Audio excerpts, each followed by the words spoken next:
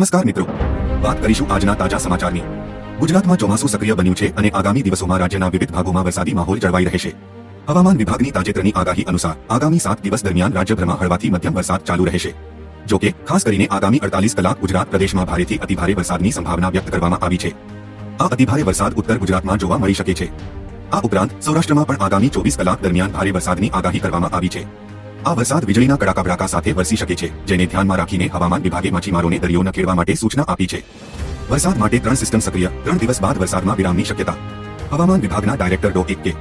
દાસના જણાવ્યા અનુસાર હાલમાં રાજ્યમાં વરસાદ વરસવા પાછળ 3 મુખ્ય સિસ્ટમ સક્રિય છે। ઉત્તર પૂર્વ રાજસ્થાન પર એક વેલમાર્ક લો પ્રેશર સિસ્ટમ સક્રિય છે, જ્યારે ઉત્તર પશ્ચિમ મધ્ય પ્રદેશ પર સાયક્લોનિક સર્ક્યુલેશન સક્રિય છે।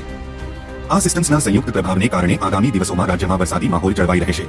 જો કે એક રાહતના સમાચાર એ છે કે આગામી 3 દિવસ બાદ રાજ્યમાં વરસાદને લઈને બ્રેક જોવા મળે તેવી શક્યતા છે, જેનાથી સામાન્ય જનજીવનને થોડી રાહત મળી શકે છે। નાગરિકોને વરસાદી પરિસ્થિતિને ધ્યાનમાં રાખીને જરૂરી સાવચેતી રાખવા અપીલ કરવામાં આવી છે। તો હાલ માટે આટલું, મળીશું નવી અપડેટ સાથે। જો તમને અમારા વિડીયો પસંદ આવતા હોય તો વિડીયોને લાઇક કરી ચેનલને સબસ્ક્રાઇબ કરી બાજુમાં આવેલા બે આઇકને દબાવી દેજો।